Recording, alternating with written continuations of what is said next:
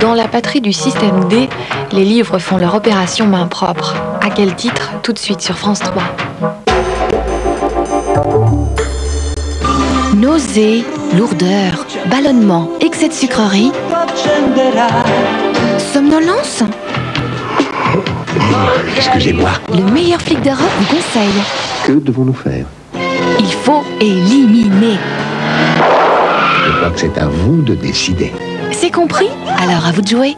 Ça va continuer, il va se passer quelque chose. Allez, on se met au Polar ma sœur, dimanche 20h50 avec Derrick sur France 3.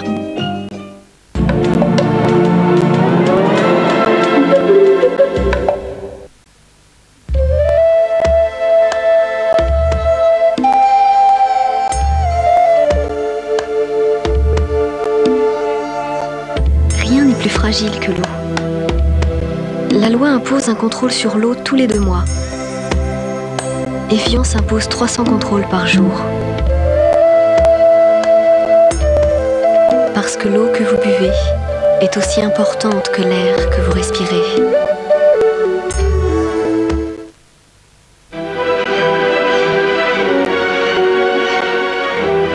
Découvrez la Lancia Kappa. Des lignes sobres et élégantes. Des nouvelles motorisations 5 cylindres pour une puissance souple et équilibrée. Lancia Kappa établit une nouvelle référence d'élégance, de confort, de technologie. Lancia Kappa, quintessence du grand tourisme. Et vous, qu'est-ce que vous préparez pour le dîner? Ce soir après le ciné, je vais nous faire des pâtes et des noisettes d'agneau. Mais attention, hein, j'ajoute toujours mon petit plus. Un bouillon magie.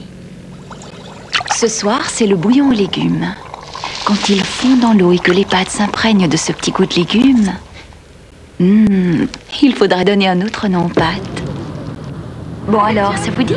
Pas mal le programme. Magie, magie, et vos idées ont du génie. Le fils du cordonnier, en vidéo. Il y a quel feignant qui va à l'école? Retrouvez la grande saga de France 2 par le réalisateur des Maîtres du Pain. Le fils du cordonnier, un coffret de 2 cassettes vidéo avec France 2.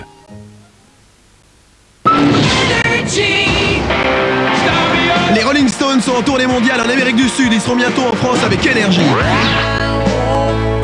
Vous écoutez l'émission Génération X sur Énergie et vous gagnez des séjours de rêve pour les voir en concert à Sao Paulo, Rio, Buenos Aires. Bon, on rallume la radio.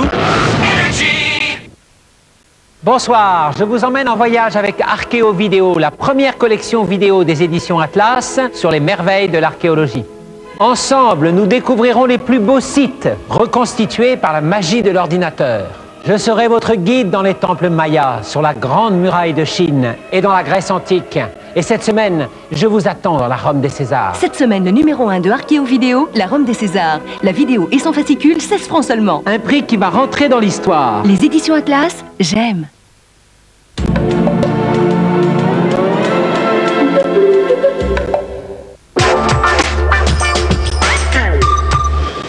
Je n'en reviens pas.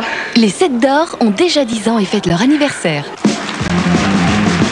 Avec France 3 et Télé 7 jours, 10 ans d'amour pour la télé. 10 ans au cours desquels votre petit écran a bien changé. En direct du Moulin Rouge, les 7 d'or vous invitent à vous joindre au vote dans une ambiance exceptionnelle. En espérant vous avoir fait mieux comprendre pourquoi vous devez absolument être là, mardi à 20h50 sur France 3, les 7 d'or vous prient d'agréer leurs sentiments télévisuellement dévoués.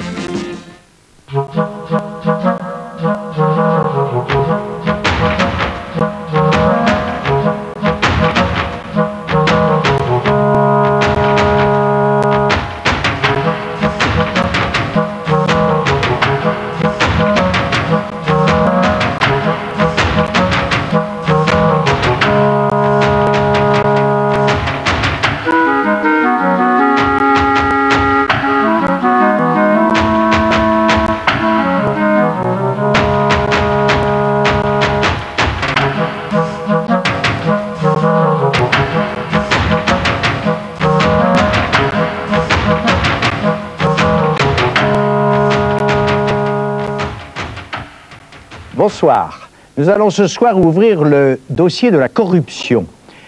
Ce nouveau mal français fait actuellement l'objet d'un grand nombre de livres et nous avons parmi nous quelques bons auteurs, journalistes, politologues, sociologues, hauts fonctionnaires qui vont ce soir, j'espère, nous aider à mieux comprendre la portée de ce phénomène qui envahit depuis quelques années la vie politique et la vie économique française. Mais d'abord l'actualité littéraire, que nous ouvrons ce soir avec vous, Hector Bianciotti. Vous allez nous parler du dernier roman paru chez Grasset de Gabriel García Márquez, De l'amour et autres démons. De l'amour et autres démons, oui. Parler de García Márquez, c'est ridicule, n'est-ce pas? Mais je veux dire de ce livre, oui, parce que voilà, il sortait à peine de l'adolescence. Il venait d'être engagé dans un journal à Cartagena à 19 ans. Il commençait à écrire et son patron un jour lui dit « On est à court de sujets, il y a un couvent qui a 3 siècles de Clarisse qu'on démolit. » Et il va voir la chapelle. Et soudain, on ouvre, à coups de pioches, un tombeau et une très longue chevelure de femme ondulée couleur cuivre de 2 mètres 11 centimètres, parce qu'on la mesure, tombe attachée à un crâne, à une tête de petite fille.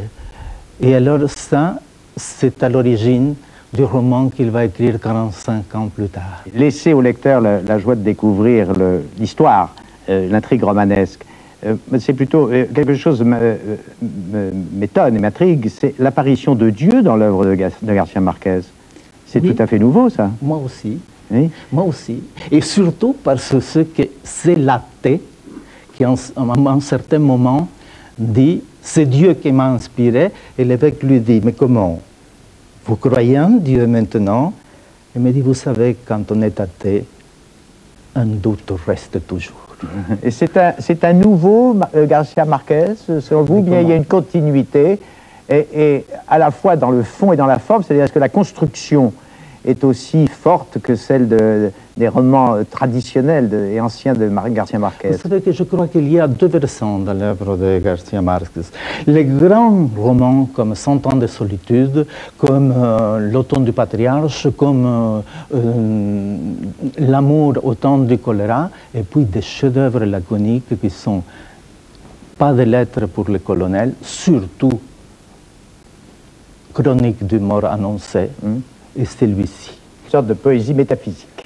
Bien, merci Hector Bianciotti. Bon, nous allons un instant nous éloigner de la littérature pour rendre à Pasteur l'hommage qui lui est dû en ce début d'année commémorative du centenaire de sa mort. De nombreux livres sont prévus dans les semaines et les mois à venir à sa gloire, mais dès à présent paraît chez Flammarion une excellente biographie de Patrice Debré, Louis Pasteur. Patrice Debré qui est avec nous. Patrice Debré, bonsoir. Patrice Debré, médecin, chercheur, professeur à l'Institut Pasteur, et qui va rendre l'hommage d'un médecin à un grand savant qui n'était pas médecin. Je suis d'abord professeur à la Pitié-Salpêtrière, mais j'enseigne effectivement à l'Institut Pasteur. Et également à l'Institut Pasteur. Oui, oui. Mais enfin, il est tout à fait légitime que je mette en avant ce soir l'Institut Pasteur. Très bien. Je disais donc l'hommage d'un médecin à un grand savant qui n'était pas médecin. Absolument, c'est une chose que les gens savent mal. Pasteur n'était pas médecin, il n'était pas même vétérinaire, c'était un chimiste. Et ce que j'ai voulu à travers ce livre, c'est suivre son parcours du cristal jusqu'à l'hôpital. Et l'on verra que ce qui au fond a été la recherche de toute sa vie tourne essentiellement autour du microbe. Mais il y a plusieurs problématiques et l'une des plus étonnantes peut-être est la manière dont ce chimiste est arrivé à la microbiologie.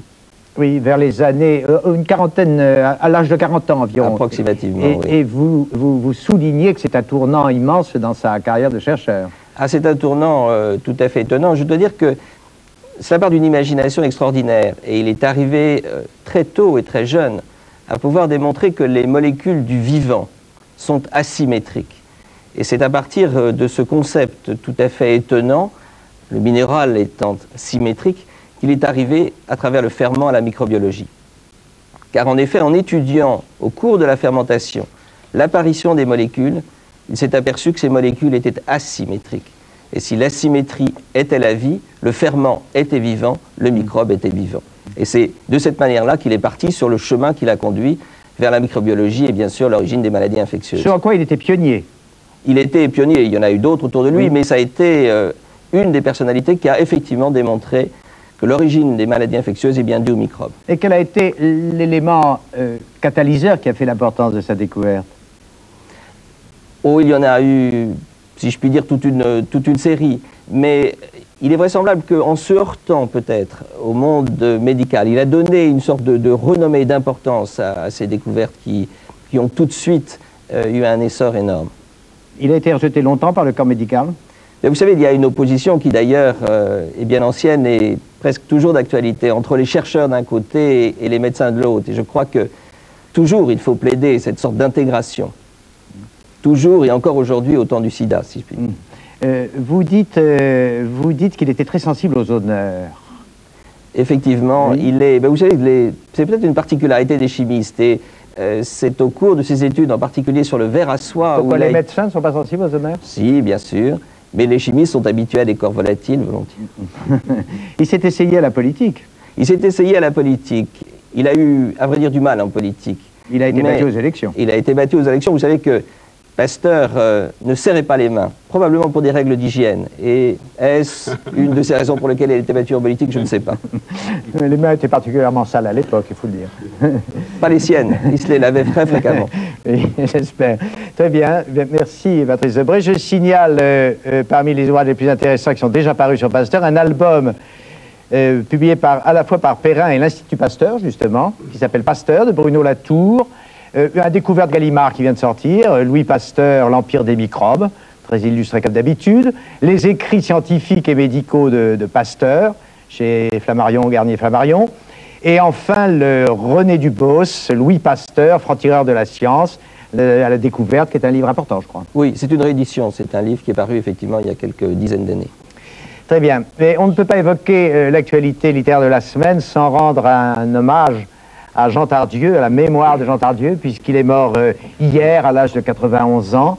Jean Tardieu qui était un délicieux poète et un auteur dramatique très piquant, dont l'humour était la composante principale du talent. Il s'est tenu toute sa vie à l'écart des modes littéraires. C'est une raison supplémentaire pour lui rendre cet hommage. Il a joué dans toute son œuvre avec les rêves, avec l'absurdité de la réalité, avec les mots, surtout avec les mots, d'une manière éblouissante. Malheureusement, le grand public le connaît mal. J'hésite, mais je ne peux pas résister à la tentation de lire les quelques dernières répliques de la fin d'une petite comédie en un acte, car il excellait dans les comédies en un acte qui s'appelle Un mot pour un autre. C'est d'ailleurs une de ses œuvres les plus connues. Deux femmes du monde prennent le thé. Je veux simplement le signaler pour montrer à quel point il avait le sens et le goût du mot. Deux femmes du monde prennent le thé. L'une d'entre elles, la maîtresse de maison, sert le thé. Un peu de footing, cher. Vol au vent. 2 doigts de potence, je vous en mouche. 1 ou 2 marteaux. Un seul, s'il vous plaît.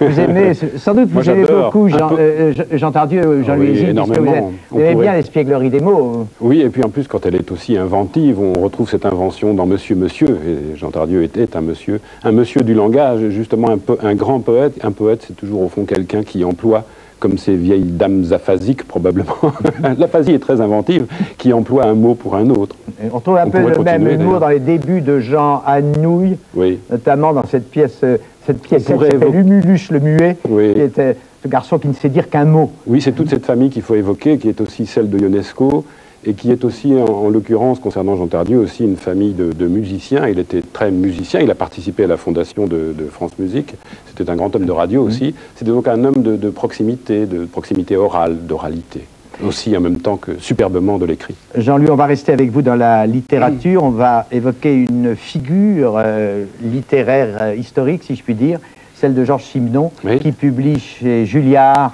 les lettres...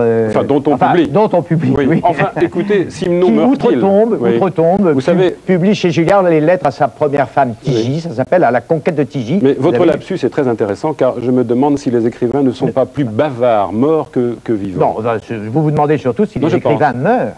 Mais ils ne meurent pas, sans doute, puisqu'on publie des lettres de Georges Simenon, des lettres qu'il a échangées avec une femme, qui évidemment lui répondait, mais malheureusement on a perdu ces lettres à elle, comme par hasard. Vous voyez, ce sont toujours les écrivains qui conservent le mieux, dont l'œuvre est la mieux conservée. Georges Simenon, on sait bien sûr que c'était un écrivain d'une éblouissante et très importante prolixité, au moins égale à celle de Balzac, dont il se réclamait beaucoup, et à propos de qui on raconte que sa mère s'était penchée vers lui alors qu'adolescent il s'apprêtait à quitter le giron familial et qu'elle lui avait glissé cette recommandation sur le seuil de la maison, et surtout, Honoré, n'oublie pas d'écrire. Si je raconte cette histoire connue et probablement inventée, c'est qu'on a justement raconté la même à propos de Simenon. C'est très étonnant, et c'est vrai que le conseil n'était tout de même pas tombé dans l'oreille d'un sourd. Simenon a écrit énormément, et ce qu'on découvre aujourd'hui, c'est qu'il a même écrit énormément de lettres.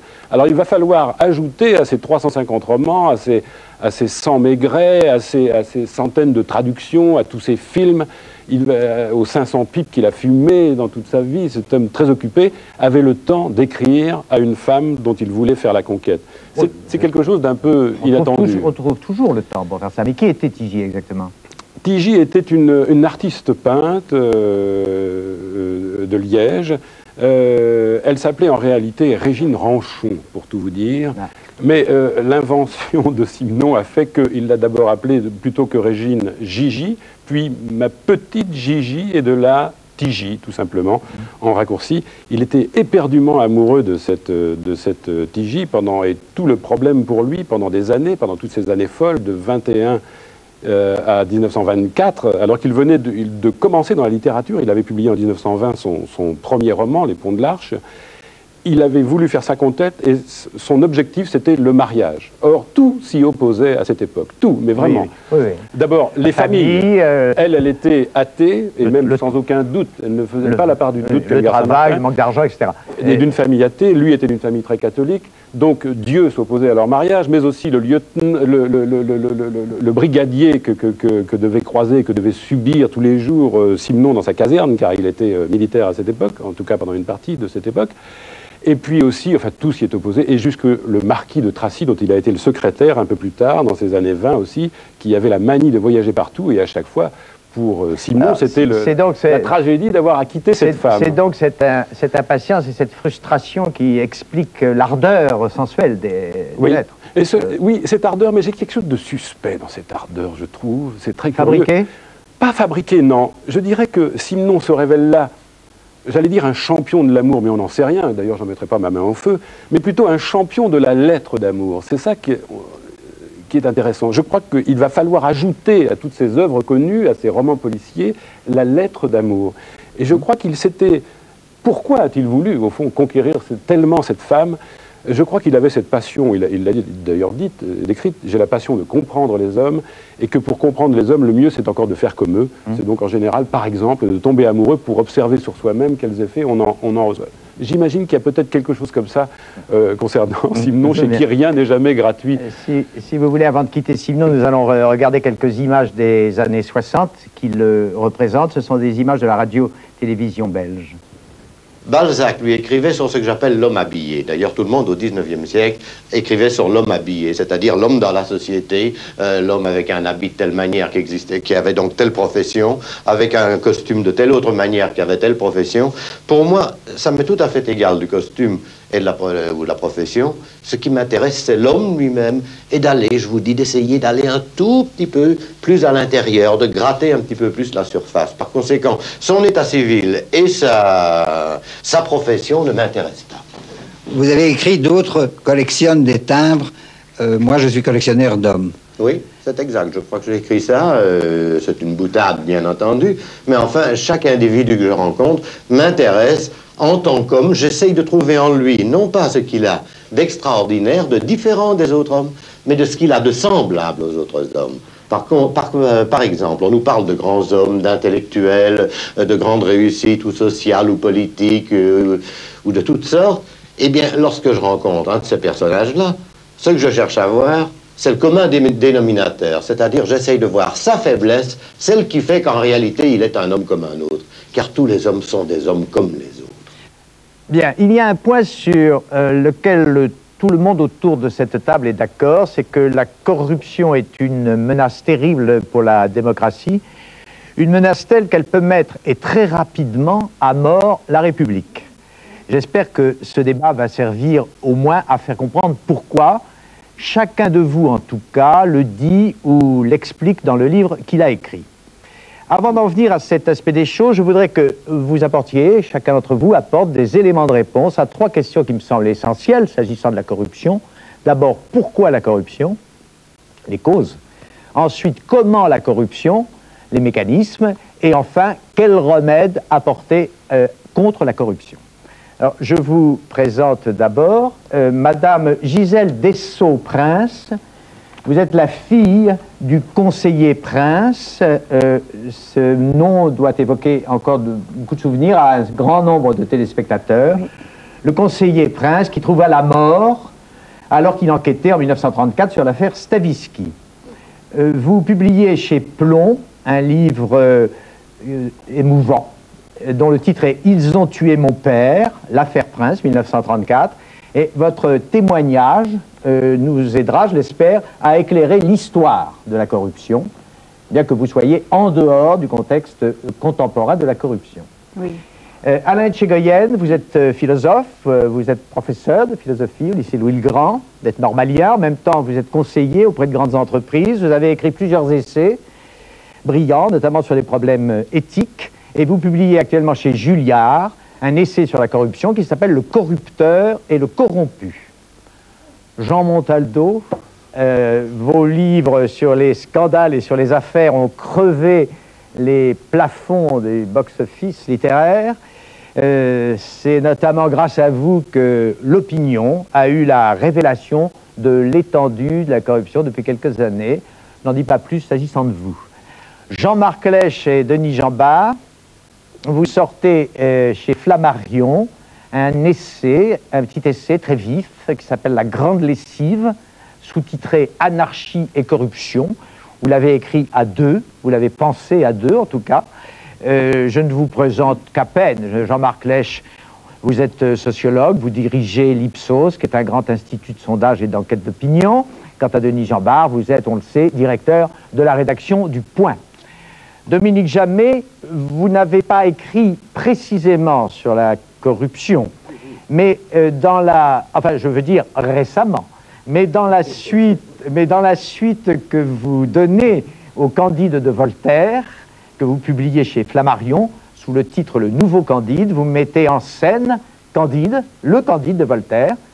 Il a 250 ans, il vit toujours, il débarque chez nous et il découvre le mal de la corruption.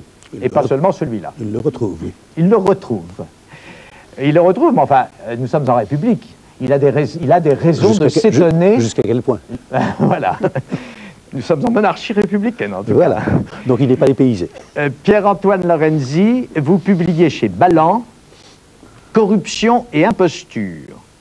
Vous êtes spécialiste du problème, puisque en tant que secrétaire général du service central de la prévention contre la corruption, qui est un service interministériel placé auprès du garde des Sceaux et créé en 1993, vous êtes en charge officiellement de la lutte contre la corruption. Vous êtes, si je puis dire, le monsieur anticorruption de la France contemporaine. L'un des messieurs. Vous avez donc des comptes à nous rendre, en tout cas des choses à nous dire, absolument. Et c'est à vous que je vais m'adresser d'abord, en ne vous cachant pas que j'ai été très surpris, non pas par votre titre, mais par les phrases d'introduction qui définissent votre propos et qui m'ont semblé assez rapides, voire manichéennes. Vous écrivez « Il y a désormais d'un côté ceux qui considèrent qu'en matière de lutte contre la corruption, il est urgent d'attendre, et ceux, de l'autre côté,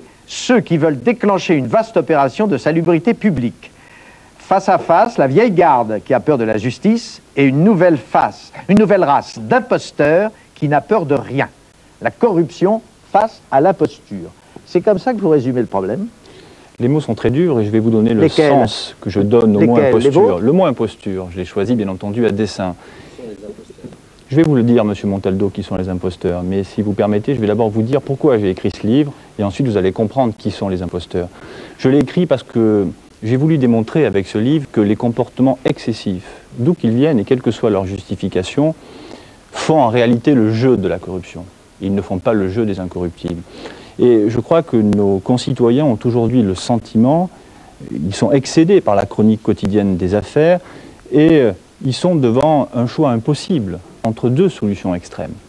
Quelles sont ces deux solutions extrêmes?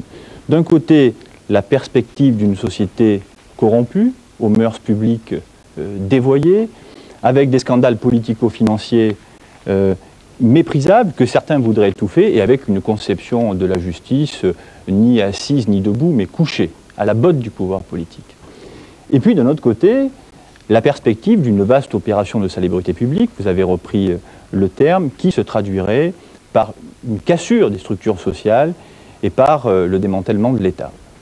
Donc on a aujourd'hui le sentiment que soit on est pour une opération de type main propre à la française, dont j'ouvre une parenthèse, personne n'a jamais défini ni les objectifs, ni les moyens, ni les contours. Donc soit on est pour une opération de type main propre à la française, et vous savez tous autour de la table, parce que j'ai lu avec intérêt ce qu'ont écrit les uns et les autres, et notamment vous savez que les volontés purificatrices ont toujours servi de masque aux aventures totalitaires. Et j'ai lu avec intérêt ce qu'ont écrit Jean Bart et Lèche sur l'ordre moral qui signe la faillite de l'ordre politique et démocratique.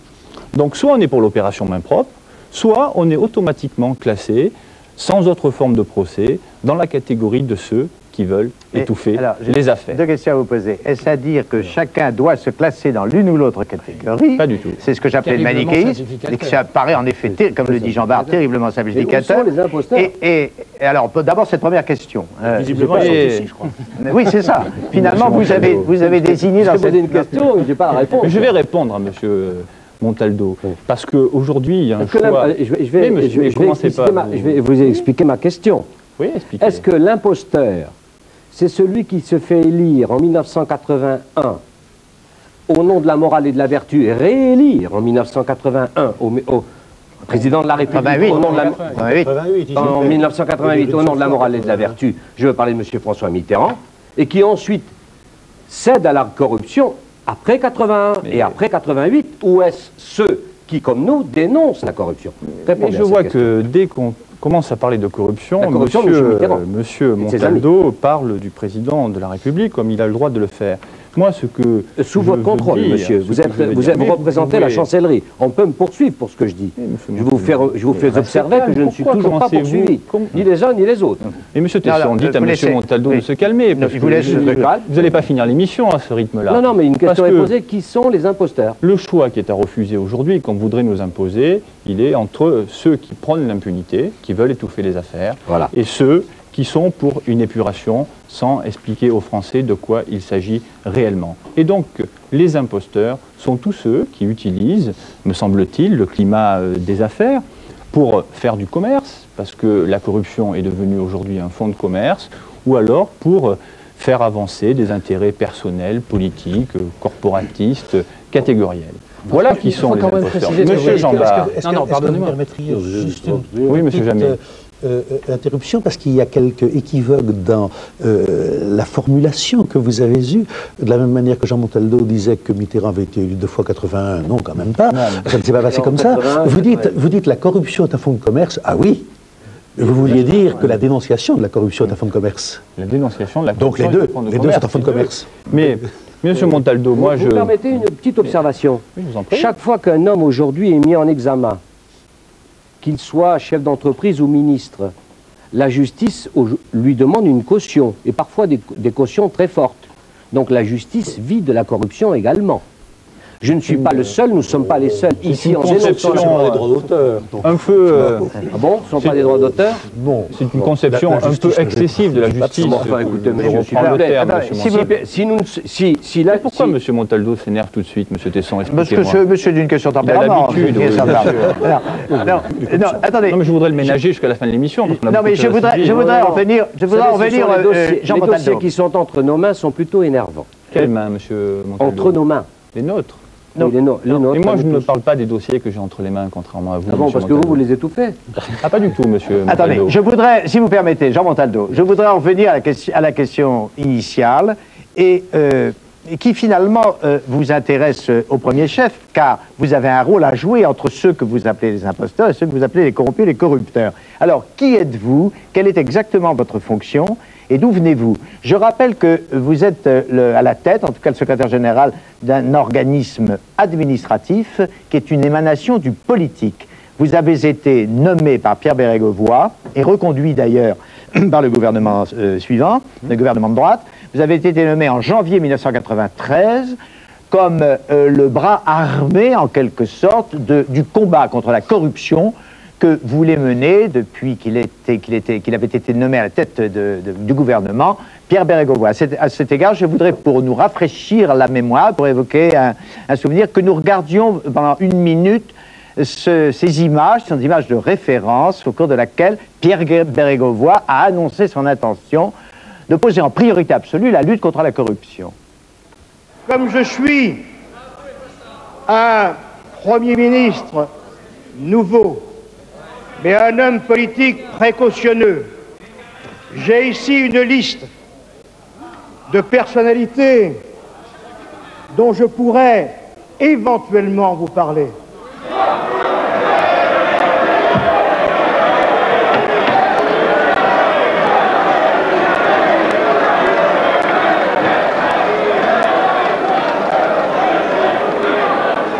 Je m'en garderai bien.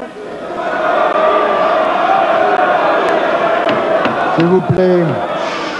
Je n'aurai naturellement cité aucune personne présente dans cette assemblée.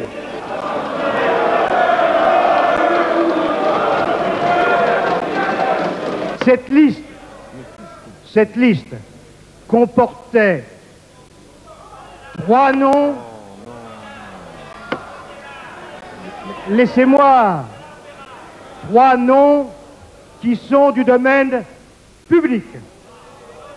De même, nous en reparlerons. Je ne veux pas justement vous suivre sur ce terrain. Permettez-moi un instant. Vous avez cité ici les noms de monsieur Tapi. Vous avez cité, je l'ai entendu, le nom de monsieur Boublil. Vous avez cité l'affaire dite Urbain. Et je vous ai dit que si je vous suivais dans cet exemple, je pourrais citer des noms qui sont parus dans la presse. Nous y reviendrons dans le débat. J'ai dit qu'aucun d'entre vous n'était concerné, mais c'était une réponse faite à des invectives, et c'est bien la dernière fois que je me laisse entraîner sur ce terrain. Quelques semaines ou quelques mois après, Pierre Bérégovoy vous nommez à la tête du comité, secrétaire général de ce comité. Je pense qu'il vous a donné un certain nombre de consignes. Est-ce qu'il vous a livré cette liste? Qu'est-ce que c'est que ce genre de questions? Ah, mais c'est très intéressant pour l'histoire. Nous parlons de corruption. Nous parlons là, il s'agit de faits, il s'agit d'informations.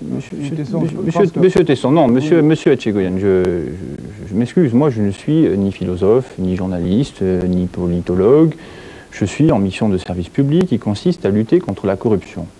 Je vous explique une méthode pour lutter contre la corruption.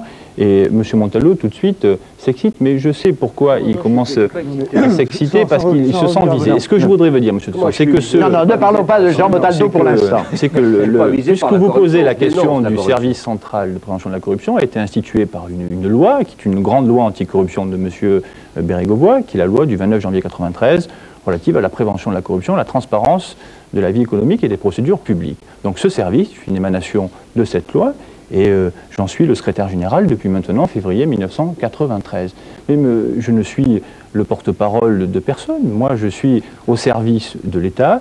Je lutte contre la corruption. Et ce que je voudrais vous dire, parce que il faut quand même qu'un certain nombre de choses soient dites, c'est qu'en matière de lutte contre la corruption, il faut avoir en permanence à l'esprit 2 exigences, M. Tesson.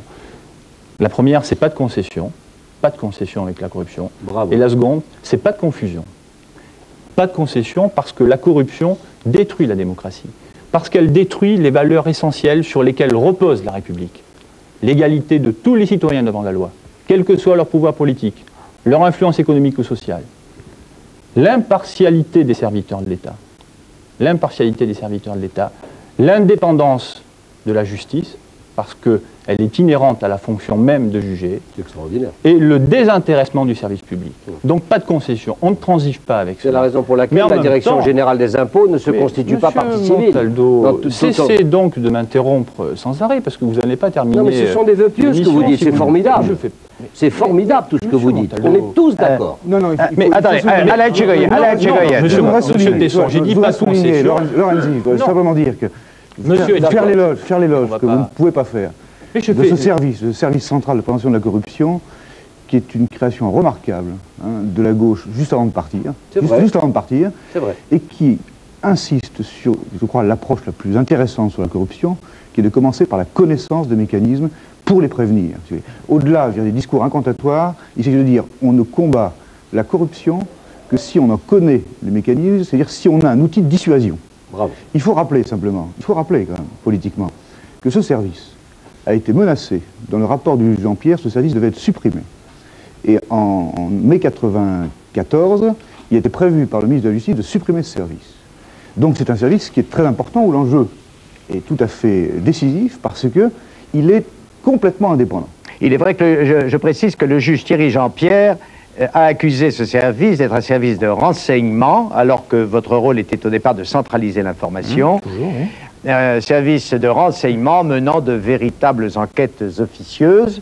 Bon, vous vous inscrivez en faux contre écoutez, moi je connais bien ce service. Le jugement du juge Jean-Pierre. Je connais bien ce service, c'est un service sérieux qui accumule de la documentation, de l'information, et qui permet vraiment, à travers... Il est composé de qui? Il est composé d'anciens agents du fisc, de commissaires de police, dirigé par un procureur général, et il a des moyens insuffisants. D'ailleurs, je rappelle que ce service qui devait être supprimé en mai 1994, le rapport de Philippe Séguin dans la commission anticorruption de l'Assemblée nationale propose de renforcer ses pouvoirs. Donc on a fait demi-tour. Et je trouve ça très positif qu'on ait fait demi-tour. Mais personne ici, et même Jean Montaldo, n'a mis en cause le service, ni son utilité, ni son intérêt. Non, pas du tout. Ah bon. Je reviens au point initial qui est votre... Et nous avons tous réagi de même façon, qui est cette espèce d'analyse simplificatrice que vous faites, selon laquelle il n'y a que des corrompus ou des imposteurs. Et il est vrai que cette impression est confortée quand on lit votre livre par les jugements que vous assénez contre un certain nombre de juges, notamment le juge Thierry Jean-Pierre, au point qu'on a l'impression d'un règlement de compte entre vous et un certain nombre de juges d'instruction.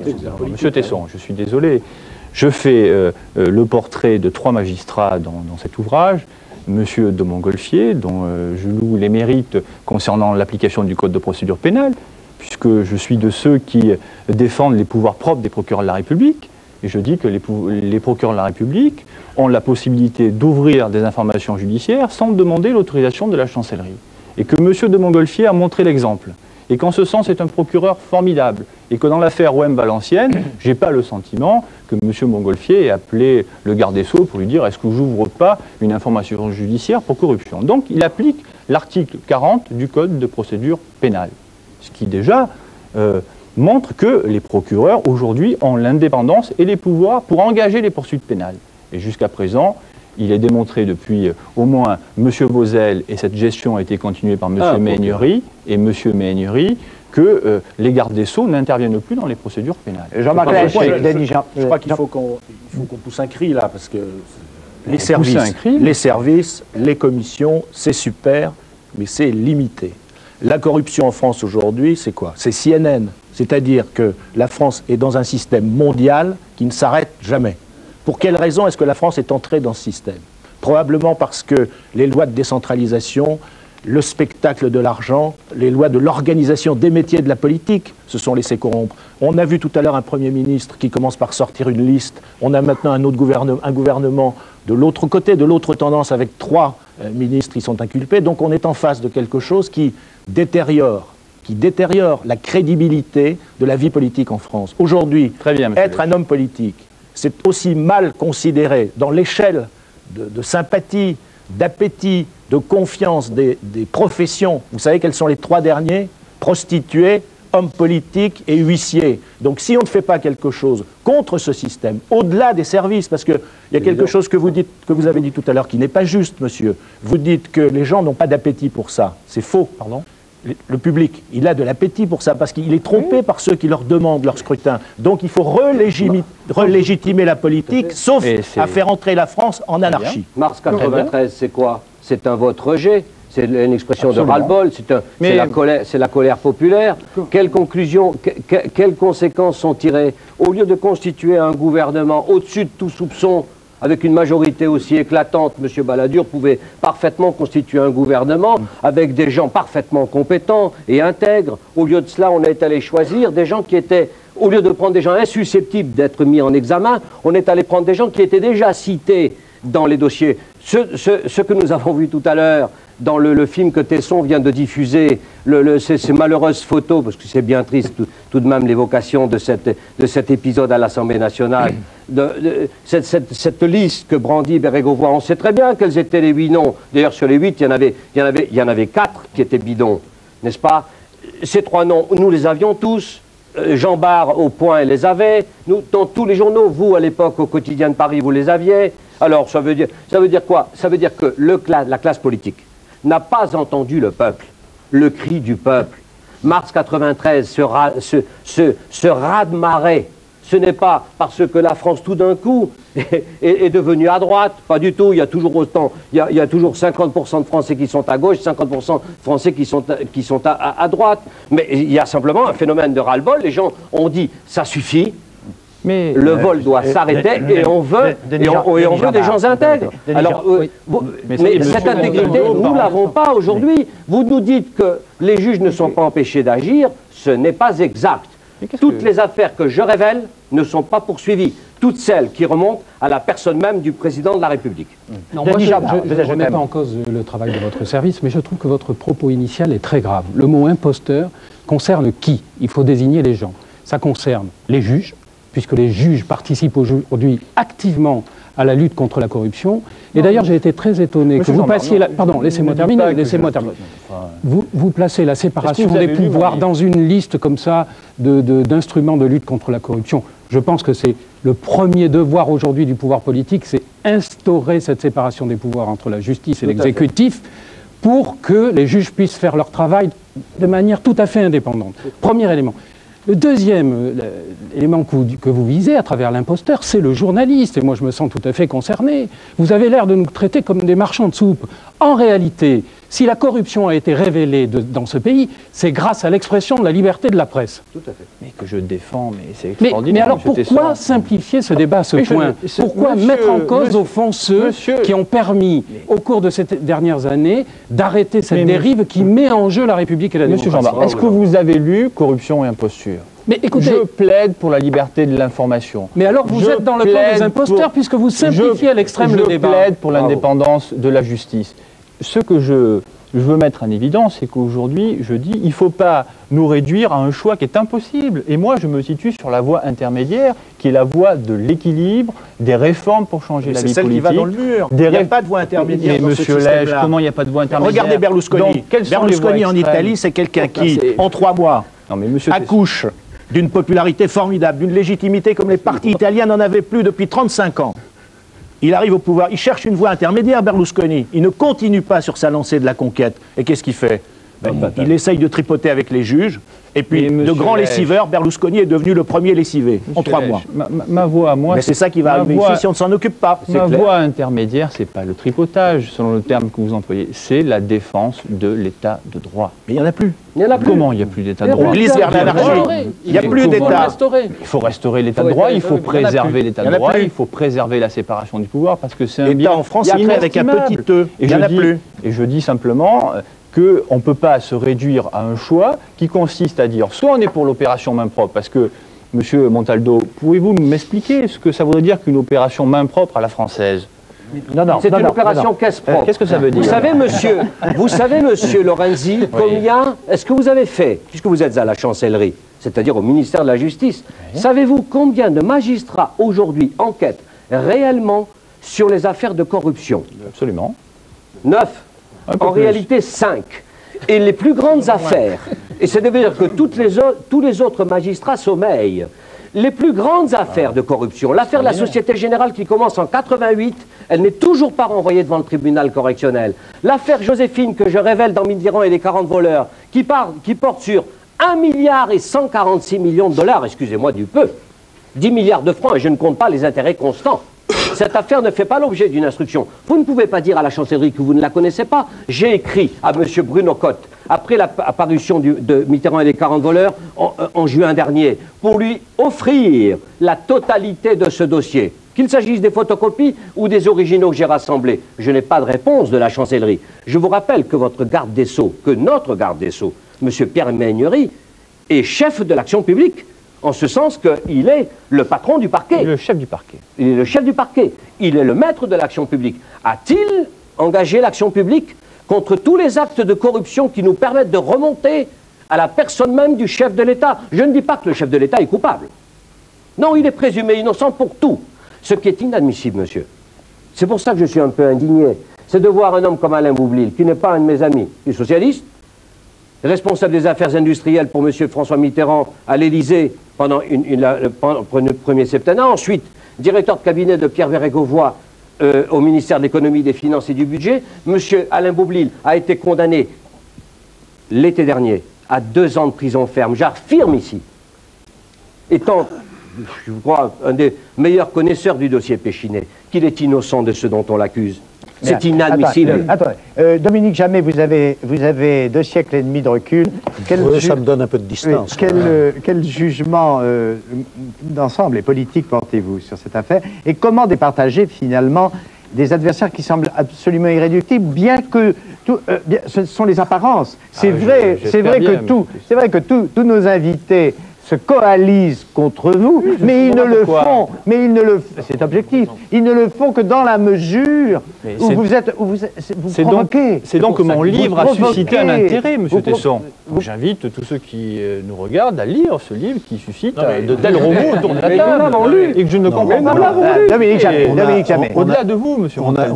On a souvent l'impression, en lisant Jean Montaldo, que le chef de l'État ainsi qu'un certain nombre d'autres personnes sont présumés coupables. Non. Et je suis heureux. Écoutez ce qu'on dit. Écoutez ce qu'on dit, ça vous permettra de mieux répondre.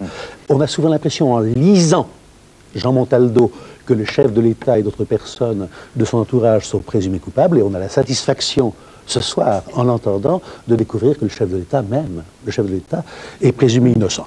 Bon, la décentralisation qui crée des féodalités, la stabilité des majorités, la professionnalisation de la vie politique, la longue impunité des hommes politiques, la longue tradition de servilité ou de complaisance de la magistrature, l'indifférence de l'opinion, le rapprochement, comme le dit très bien Alain Tchegoyen, des centres de faveur, des centres de pouvoir, disons, et des centres de décision, c'est-à-dire il y a des gens qui ont de l'argent et qui souhaitent, enfin qui ne demandent qu'à en donner à ceux qui le veulent bien, et il y a des gens qui sont prêts à accepter de l'argent.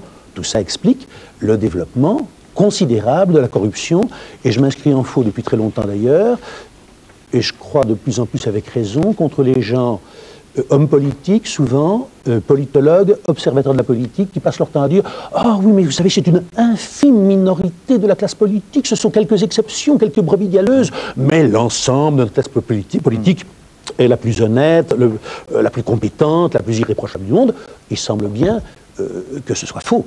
Il semble bien que le système de corruption se soit très largement développé. On le voit tous les jours. Et si vous me permettez, vous disiez tout à l'heure, et je voudrais retrouver la formule avant de prendre la parole, vous disiez que la corruption est une terrible menace pour la démocratie. Moi, je dirais que la démocratie est une immense menace pour la corruption. C'est-à-dire que s'il y a la loi, l'alternance, votre goût du paradoxe, la loi de la formule, la loi, l'alternance et la vertu, et la corruption disparaît. Puis-je rappeler qu'en 1934, à l'île référence, entre toutes, il y avait à Paris, rien qu'à Paris, 181 financiers et banquiers inculpés, comme on disait à l'époque, pas mis en examen, pour des affaires semblables à celles qui nous occupent aujourd'hui. Alain Tchegoyen. 181 inculpés et 35 en prison. Voilà. Mais la grande différence par rapport à aujourd'hui, c'est que c'était uniquement des financiers, des banquiers, à Paris. Le phénomène était parisien. Et vous savez que les marchés financiers à l'époque étaient très peu réglementés. Donc c'était en fait des gangsters, une sorte de mafia qui trafiquait dans la finance. On ne mettait pas encore les hommes politiques. C'est très différent. Et vous avez raison de souligner que par rapport à des centaines de milliers de cas possibles de corruption, il y en a des centaines de milliers possibles, hein, quand il y a pouvoir et moyens en face, eh bien, nous avons un accroissement de ces cas réels à cause d'un certain nombre de circonstances économiques. Si vous voulez, quand vous prenez les modes de financement de partis politiques comme le Parti Socialiste ou le Parti Communiste, c'est quelque chose de relativement simple qui se passe en France, qui est assez artisanal, en fait, hein, le circuit sont courts.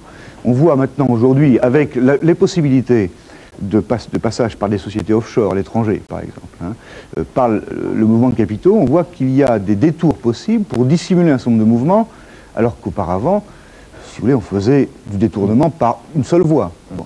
Vous avez la montée du lobbying qui est très importante. Hein. Le lobbying peut être légal, mais il peut aussi consister en la présence d'intermédiaires qui font des pressions, quelquefois rémunérées. Vous avez la décentralisation, bien sûr, mais vous avez aussi la décentralisation, pas simplement du côté du pouvoir politique, mais aussi du côté des industriels. C'est-à-dire que les groupes financiers, les groupes industriels sont structurés en poupée russe, et une filiale peut agir, je dirais, par délégation de pouvoir et de responsabilité, sans que soit concerné son président. Alors, venons-en, si vous voulez, à ce qui est important, c'est-à-dire les remettre. Philippe, sinon les remettre, du moins les conséquences. C'est-à-dire que nous, ce que nous disons, c'est que si l'analyse qui est faite est juste, c'est-à-dire que si le système politique français est corrompu, et si seuls quelques-uns du politiquement correct disent que c'est juste le bout du doigt et pas du tout ni la main ni le reste du corps qui est tombé dans le bouillon, nous pensons que les conséquences de la corruption, ça va être l'anarchie. C'est-à-dire que la société française va se décomposer. Il n'y a plus de système d'autorité, il n'y a plus de mécanisme révérentiel qui relégitime la politique. Pendant très longtemps. Donc, quel barrage mettre en place? Mais il faut changer la République et il faut changer les hommes politiques. Il faut changer la politique. Moi, je refuse un peu aussi l'analyse technique, parce que je crois que la corruption, elle a toujours existé, mais la crise française actuelle, elle est très spécifique. Je crois qu'il n'y a plus d'expression d'une volonté politique, d'une sublimation des projets à travers l'expression du politique, et qu'il n'y a plus qu'un paysage politique dans lequel nous avons des hommes qui cherchent le pouvoir pour le pouvoir. Et ça explique la corruption, parce qu'on cherche à se donner des moyens pour rester au pouvoir. Dès lors qu'on restitue, ce que évoquait Jean-Marc Lèche, le projet, qu'on essaie de... Il ne s'agit pas de resacraliser la politique, mais de reprendre un peu de hauteur, d'avoir de la volonté, et non pas d'être obsédé par la notion des places, des ministères et des portefeuilles. Je crois qu'il y aura là, presque naturellement, un retour à un ordre et à l'état de droit. Non, pas du tout. Changer de république, voter à la hâte de nouvelles lois, c'est tout de suite le remède des temps troublés. On a connu ça à maintes reprises, et en 1934 naturellement, et sous la 4e, et de nouveau à l'époque de Pompidou, lorsque les scandales se succédaient. Appliquer la loi est largement suffisant. Est largement suffisant. Ça n'est pas d'aujourd'hui qu'il y a des corrupteurs et des corrompus. La République, et comme le dit très bien la Tchégoyenne, il n'est pas très difficile à qui que ce soit de discerner, de distinguer la vertu du vice, la corruption. Jamais, moi je ne suis pas du tout d'accord, pardon. Non, mais attendez, je me référais à ce que disait. Je me référais à ce que disait Jean-Marc Lèche. La confusion partout. Bon, alors à ce que disait Jean-Marc Lèche, porte-parole de Denis Jambard, à votre jumeau. Nous sommes. Alors, c'est des triplés. Nous sommes au bord du gouffre, c'est épouvantable. La République est menacée. Mais oui, mais alors vous êtes politiquement correct. Évidemment, aujourd'hui, il y a deux analyses qui s'opposent. Écoutez, parenthèse, je vous laisse répondre. Il y a deux analyses qui s'opposent. L'une qui est la vôtre, c'est-à-dire que nous sommes au fond dans une évolution tranquille. Il ne se passe rien de très grave. Il ne se passe rien de très grave. Petite inflexion et on s'en sort. Mais qui a dit cela? C'est le discours dominant. Mais qui a dit cela? Si vous m'avez laissé parler, vous auriez entendu exactement le contraire. Il y a à l'heure actuelle, et faites attention à ce que je disais tout à l'heure, il y a à l'heure actuelle, je pense, des centaines ou des milliers d'hommes politiques de haut niveau, de moyen niveau ou de niveau bas qui sont corrompus. Qu'on applique les lois, que les juges fassent leur travail, et on ne parlera plus à ce moment-là de la nécessité de fabriquer de nouvelles lois. Des lois contre la corruption, ça existe depuis toujours. Et on ne parlera plus de nouvelles républiques. C'est ridicule. Non, simplement, moi je crois malgré tout que nous sommes dans une situation extrêmement grave. Et c'est pour ça que nous développons l'analyse selon laquelle derrière la corruption, il y a l'anarchie. Et qu'il y a urgence à agir. Mais on agit. Alors, on agit. Vous avez déjà un ministre en prison et 2 ministres démissionnaires. Philippe Tesson, pardon, on ne peut pas laisser dire ça. Excusez-moi. Carignan n'est pas en prison. 2 secondes. Longuet n'a pas on ne peut pas dire ça. Mais quoi? Ça veut dire quoi? Ce sont des ministres de droite qui, pour des affaires qui sont antérieures. Mais les gens de gauche ne peuvent plus démissionner. Bien. Tout ce qui s'est passé entre 81, pardon, tout ce qui s'est passé entre 80 et 93 n'est aujourd'hui pas réprimé. Je suis désolé. Et il s'agit de crimes, c'est-à-dire de détournement de fonds publics, passible de la cour d'assises ou de la haute cour. Jean Montalto serait d'accord pour que la loi soit appliquée, à condition que l'État soit restauré. C'est ça. C'est-à-dire, c'est une chimie entre les deux positions. Je rejoins Lèche quand il dit en quelque sorte que le temps des cyniques est révolu. Pierre-Antoine Lorenzi. Je nage dans le bonheur parce que je commence mon propos en disant on a le choix qu'entre on ne fait rien, tout va bien, et puis le scénario catastrophe. Monsieur Jean Bart et Monsieur Montaldo me tombent dessus, et Monsieur Jean Bart est en train de nous expliquer qu'il faut une 6e République. Mais je vous ai jamais traité d'imposteur, Monsieur Jean Bart. Et vous nous mais vous n'avez pas lu ce que j'ai écrit, il faudrait le lire. Et Monsieur Jean Bart vous dit maintenant, il faut une 6e République parce que c'est l'anarchie et la corruption. C'est précisément le début de mon propos, disant qu'on a le choix qu'entre 2 scénarios extrêmes. Soit on ne fait rien, soit le mien, c'est une politique active de lutte contre la corruption, avec 3 éléments indissociables. De la prévention. Parce que ce qu'il faut dire ici, Monsieur Tesson, c'est que si on ne change pas les règles du jeu, la corruption peut continuer. Aujourd'hui, on réprime les affaires de 1990, en l'an 2000, on réprimera les affaires de 1995, et en 2005, on réprimera les affaires de l'an 2000. Donc il faut changer les règles du jeu. Et quand on fait la comparaison avec l'Italie, que disent les magistrats italiens, Monsieur Montaldo? Ils disent que le pouvoir politique prenne le relais, parce que le rôle des magistrats, c'est d'engager les poursuites pénales. Oui. Mais ils ne peuvent pas aller au-delà. Donc il faut de la prévention. Vous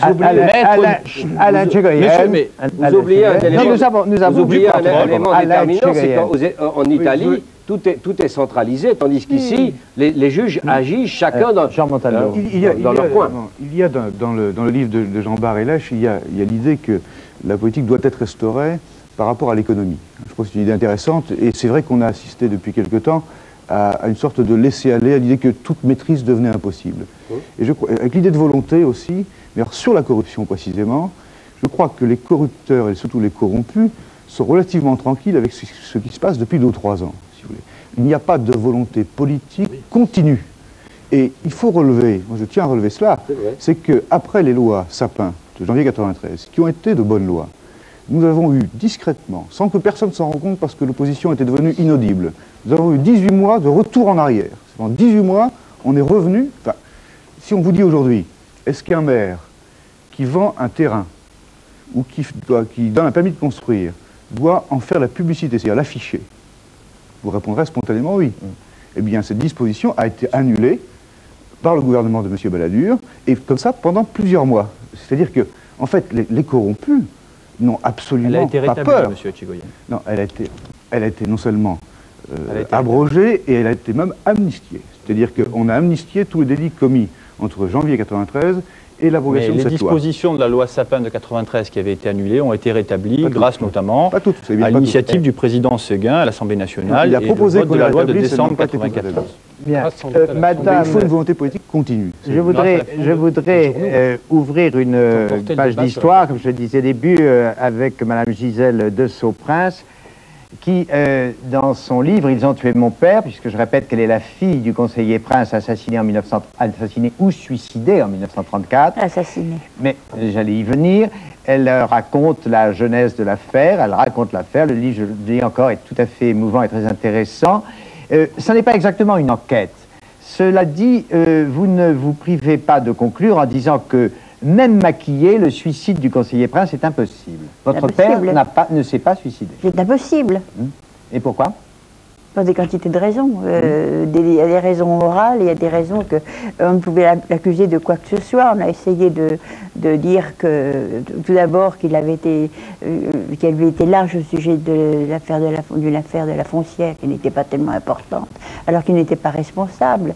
Après, quand on a vu que ce n'était pas possible, on a dit qu'il avait eu une vie complètement dissolue. Après, on a dit des quantités de choses vraiment absolument monstrueuses qui atteignaient sa mémoire. Alors, Alors, je rappelle que votre père enquêtait donc sur l'affaire Stavisky, qu'un faux... Non, il n'a pas exactement enquêté sur l'affaire Stavisky, il s'est occupé seulement de l'affaire de la foncière. De la foncière, oui. Mais en fait, dont les liens... À ce moment-là, c'était le début de l'affaire Stavisky. C'était le début. Et on ne savait pas tout à fait si Stavisky était Alexandre. C'était vraiment les débuts. Il avait commis des escroqueries avant, mais la première fois qu'on a pensé que c'était Stavisky, c'est au moment de la foncière. Mais alors, oui, que la corruption a gagné. Est-ce que la corruption a gagné? À l'époque, c'était pas tout à fait la corruption de maintenant, c'était autre chose. C'est-à-dire qu'elle intéressait essentiellement des milieux financiers. Oui. C'est ça. Alors qu'aujourd'hui, elle a contaminé tout le tissu social. Hein, c'est ça. Oui. Bien. Enfin, avant de conclure ce débat, je voudrais signaler quelques livres les plus intéressants qui paraissent et qui viennent de paraître sur ce sujet. Un livre excellent de François Daubert qui paraît chez Plon, qui s'appelle « Main basse sur l'Europe », qui est une enquête sur les dérives de Bruxelles. Pour mémoire, le livre « La lettre ouverte à ceux que les petits juges rendent nerveux » de Thierry Jean-Pierre, chez Albin Michel. Je signale un excellent livre qui à la découverte, qui s'appelle « Démocratie et corruption en Europe » sous la direction de Donatella Della Porta et de Yves Mény.